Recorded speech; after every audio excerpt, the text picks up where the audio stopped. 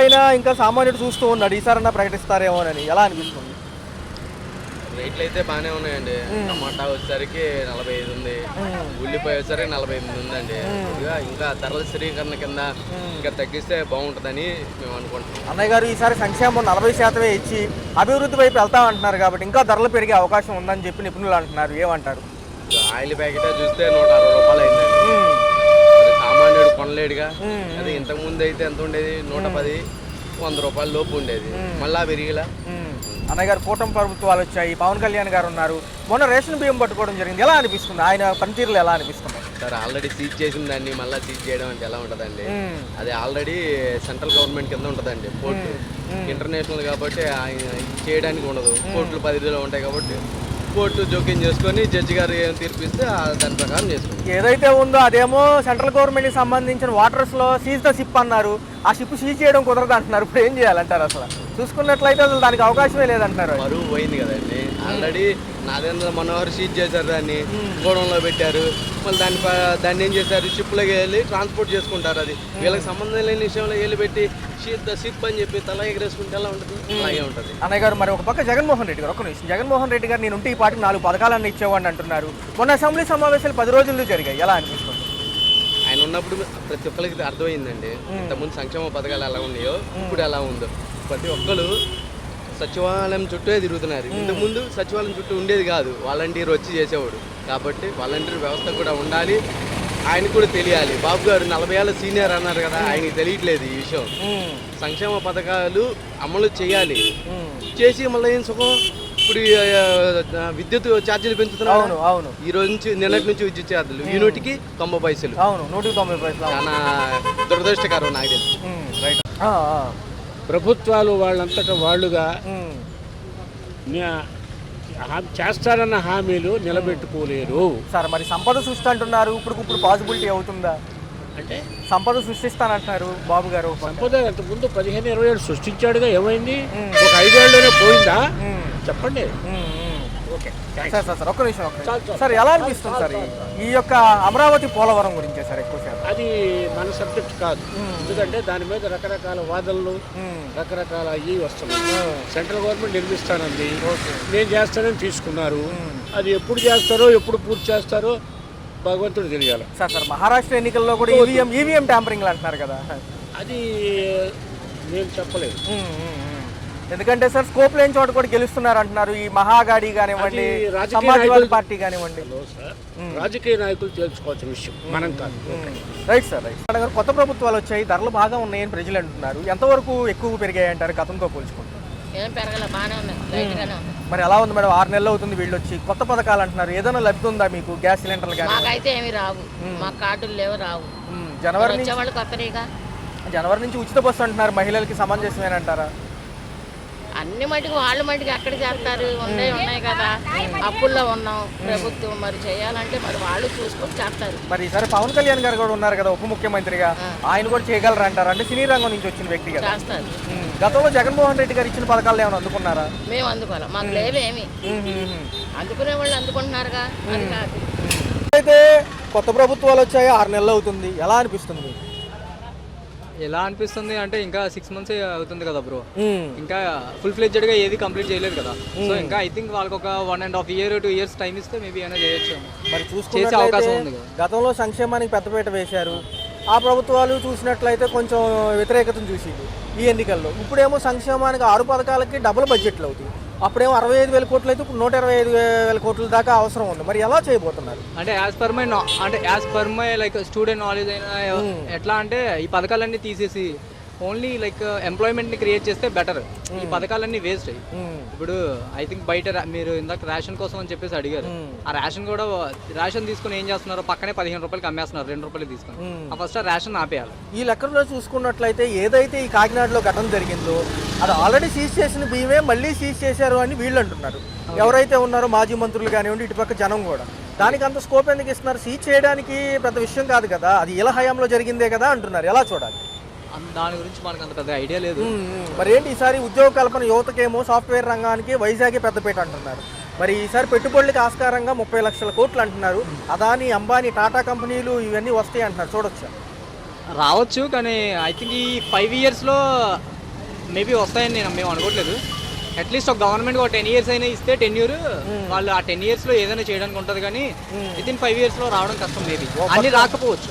ఈయన ప్రమాణ స్వీకారం అనంతరం కూడా ఏదైతే డిఎస్సికి సంతకం చేశారో ఇంకా నోటిఫికేషన్ రావాలి. జనవరికో జూన్కో అంటున్నారు. ఓ పక్క క్లారిటీ అయితే ఇవ్వలేదు. ఇంతమంది 16,347 పోస్టులకే భర్తీ.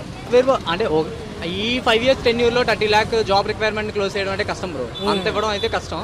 మేబీ చేస్తే 5 to 10 lakh చేయొచ్చు. అండ్ నెక్స్ట్ డిఎస్సి కోసం అడిగారు కదా, డిఎస్సి ఎంతమంది ఎంత నోటిఫికేషన్ 16,347 పోస్టులు అప్లై చేసిందా? పోస్టులు ఖాళీ ఉన్నాయి. అప్లై చేసేది చేస్తారు, 30,000 దాకా చేస్తారు. 10 lakh చేస్తారు అనుకో. First of all government job మీద డిపెండ్ అవ్వడమే టైం వేస్ట్ పని. బయట చాలా జాబ్లు ఉన్నాయి. ఈ గవర్నమెంట్ జాబ్ మీద డిపెండ్ అయ్యి దీని మీద ఒక 3-4 years టైం స్పెండ్ చేసి తర్వాత జాబ్ రాకపోతే డిప్రెషన్లోకి వెళ్ళిపోయి అంతా టైం వేస్ట్. బయట జాబులు చాలా ఉన్నాయి, చేసుకోవడం బెటర్. ఈ గవర్నమెంట్ జాబ్ మీద అయితే డిపెండ్ అవ్వడం వేస్ట్. ఈ వాలంటీర్ వ్యవస్థను తొలగించారు. ఒకసారి ఇక పెట్టుకునే అవకాశం లేదని పవన్ కళ్యాణ్ గారు చెప్పేశారు. మరి ఇలా 5,000 ఇచ్చినా చేస్తామంటున్నారు. ఏదన్నా అవకాశం ఉందంటారా? మంచిదేనంటారు? వాలంటీర్ జాబ్స్ అంటే ఇంట్లో ఇప్పుడు హోమ్ మేకర్స్ ఉంటారు కదా, వాళ్ళకి ఇవ్వడం బెటర్. అంటే యూత్కి ఇచ్చేస్తున్నారు. ఆ 5,000 జాబ్తో వాళ్ళని అక్కడే ఉంచే కంటే, ఇప్పుడు మా ఫ్రెండ్ కూడా చేస్తున్నాడు జాబ్. వాడు 5,000 మొన్న 5,000 ఇచ్చేంత వరకు అక్కడే చేశాడు. ఇప్పుడు హ్యాపీగా 15,000 జాబ్కి వెళ్ళిపోయాడు. అంటే యూత్కి ఇచ్చే కంటే హోమ్ మేకర్స్కి ఇవ్వడం బెటర్. ఇంట్లో ఉన్న వాళ్ళకి ఇస్తే బెటర్ అనమాట. ప్రభుత్వం సపోర్ట్ ఉంది కాబట్టి మనం ఎప్పటి నుంచో వింటున్నాం. మీ జనరేషన్ కూడా పోలవరం అమరావతి అంటా ఉంటారు. ఏదైనా అయ్యే ఛాన్సులు ఉన్నాయా? ఇచ్చారు అవన్నీ ఇప్పుడు కూడా అయ్యే పనులు ఏం కాదులే భయ్యా. మేబీ అనుకోండి, నాకు అంత ఐడియా లేదా అటు మీద. మేబీ ఇప్పుడు అయ్యే పని కాదేమో అనుకుంటా. మోడీ గారు ఎవరు వచ్చినా కలుపుకుంటా ఉంటారు.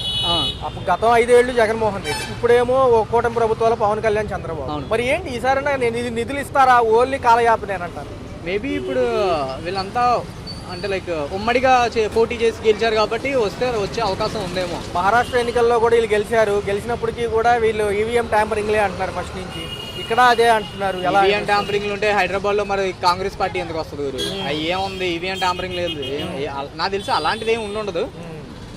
అంతే, ఇంకా గెలిచినోడేమో ట్యాంపరింగ్ లేదంటాడు, గెలవనోడేమో ట్యాంపరింగ్ ఉందంటాడు. సింపుల్ అంతే. ఓకే, సోషల్ మీడియాకి సంబంధించి మహిళలపైన దుష్ప్రచారాలు, అసత్య పోస్టులు పెట్టేవాళ్ళు ఉన్నారు కాబట్టి వాళ్ళని అరెస్ట్ పర్వాలను కొనసాగినాయి. ఆర్జీవీ గారిని కూడా మొన్న అరెస్ట్ చేశారు. ఎలా అనిపిస్తుంది? ఈ అంశాలు ఆపగలమంటారు? ఎక్కడి నుంచో పెడతా ఉంటారు, ఎంతమంది అని పట్టుకుంటారు? ఫస్ట్ సోషల్ మీడియాలో అంటే ట్రోల్ చేసే వాళ్ళని ఆపాలి అంటే ఫస్ట్ ఎవరిని ట్రోల్ చేస్తున్నారో వాళ్ళని అంటే లైక్ వాళ్ళకి లిమిట్స్ ఇవ్వాలి. సోషల్ మీడియాలో మరీ ఇంతకంటే మీరు అంటే వల్గర్గా ఎలాంటి వీడియోస్ని పబ్లిష్ చేయకూడదు అని చెప్పిస్తే అప్పుడు ట్రోలర్స్ ఏం చేయకుండా ఉంటారు. ఫైనల్ మెయిన్ ట్రోలర్స్ ట్రోల్ చేసే దేన్ని అంటే ఈ ఎక్కువ ఇంకా షో ఆఫ్ చేసే వాళ్ళు ఉంటారు, వీళ్ళనే వాళ్ళు ట్రోల్ చేసేది తప్ప ఇంకెవరిని చేయరు. ఫైనల్ క్వశ్చన్ చూసుకుంటే నిత్యావసర సరుకుల ధరలు, కరెంట్ ఛార్జీలు 100కి 90 పైసలు పెంచుతున్నారు. కరెంట్ ఛార్జీలు నిన్నటి నుంచి అమల్లోకి వచ్చింది. ఎలా అనిపిస్తుంది ఇవి కూడా చూసుకుంటే? నిత్యావసర సరుకుల ధరలు ఒక పక్క, కరెంట్ ఛార్జీలు 100కి 90 పైసలు పెంచారు. 100కి 90 పైసలు ఒక పక్క చూసుకుంటే. మేబీ దాని గురించి మనకు అంత ఐడియా లేదు. Right bye. తగ్గించవచ్చు అంటారా లేకపోతే సరిపోతుంది అంటారా? ఏదన్నా ప్రభుత్వం చేతిలో ఉందండి. ప్రభుత్వం తగ్గించాలంటే తగ్గించచ్చు, పెంచాలంటే పెంచవచ్చు, వాళ్ళ ఇష్టం సార్. మరి ఎలా ఉంది సార్? 6 నెలలు చూశారు. ఈ 6 నెలలు ఒకటండి, పేరుకుపోయే అన్యాయం మనం తొలగించాలంటే 6 నెలలు, సంవత్సరం కాదండి, టైం అయితే పట్టుద్ది. మరి కొత్త ప్రభుత్వమే ప్రయత్నం చేస్తానంటుంది. మరి ఎంతవరకు వాళ్ళు విజయంగా సాధిస్తారని చూడాలి అంతే. అంతేగాని వాళ్ళు ఎక్కి రేపు తీయాలంటే తీయలేరు అది. ఎందుకంటే చాలా ఇబ్బంది ఉంది కాబట్టి ఇబ్బందులను పోవాలంటే టైం పట్టుద్ది. ఉప ముఖ్యమంత్రి పవన్ కళ్యాణ్ గారు ఉన్నారు. ఈ కాకినాడలో రేషన్ బియ్యం పట్టుకోవడం జరిగింది. వార్తల్లో నిన్న మొన్న అయ్యే చూసాము. ఎలా అనిపిస్తుంది సార్? పవన్ కళ్యాణ్ గారు ఆయనకి ఇష్టపడలా ముఖ్యమంత్రి పదవికి, ఆయన వద్దన్నాడు. కారణం ఏంటంటే ఆయనకు అనుభవం లేదు. కానీ చంద్రబాబు నాయుడు గారు ఇప్పుడు అనుభవం ఉంది కాబట్టి ఆయనకి ఇవ్వడమే కరెక్ట్. అదే అభిప్రాయాన్ని పవన్ కళ్యాణ్ గారు కూడా చెప్పారు. కాబట్టి దానికి మేము సమ్మతిస్తాం తప్ప కాదనే అధికారం మాకు లేదండి. సార్ నిన్న మొన్న చూసుకుంటే అదానికి సంబంధించిన లంచం కేసులు అంటున్నారు. ఎలా చూడబోవాలి సార్? ఈ విద్యుత్ కొనుగోలు అత్యంత అవకతవకలు జరిగాయి గత ప్రభుత్వాల్లో అంటున్నారు. మీతో ఇందాక నేను చెప్పింది అదే. ఏమండి, జరిగిన అన్యాయాన్ని ఇవాళ తీసేయాలంటే కుదరదు. మనము కొత్తగా వీళ్ళు ఏం చేస్తారని మనం వేచి చూడాలి. అంతేగాని వాళ్ళు 6 నెలలు అయింది ఎక్కి మీరు ఏం చేశారు వాళ్ళంటే దానికి ఎవరికి సమాధానం చెప్పలేము. అన్యాయం అనేది మనకి జరిగినప్పుడు అన్యాయం తొలగిపోవడం సమయం పడుతుంది. సమయం కోసం మనం వేచి చూడడం అంతే. ఒక పక్క పార్లమెంట్ సమావేశాలు జరిగినప్పటికీ కూడా ఈ ఈవీఎం ట్యాంపరింగ్ల మీద ఎక్కువ శాతం ఫోకస్ చేస్తున్నారు సార్. ఫోకస్ చేయడం అంటేనండి, ఈ రోజు సెంట్రల్ గవర్నమెంట్లో ఎక్కువ పార్టు మనకి ఆంధ్ర ప్రభుత్వం వాళ్ళే ఎక్కువ మంది ఎంపీలను ఇచ్చారు. కాబట్టి ఏంటంటే మరి ఇస్తారు, ఎందుకంటే వాళ్ళు చర్చించుకోవాలి, వాళ్ళుగా అక్కడ ఏం చెప్పకుండా వాళ్ళు ఇచ్చేస్తే ఊరుకోరు వాళ్ళు అవతల వాళ్ళు. కాబట్టి ఏంటంటే ప్రతి ఒక్కటి కూడా పార్లమెంట్ చర్చించాల్సిందే. అది ఈసారి అమరావతి పోలవరం దశ దిశ మారుతుంది అంటున్నారు. మొన్న మన రాష్ట్ర అసెంబ్లీ సమావేశాలు కూడా చెప్పడం జరిగింది.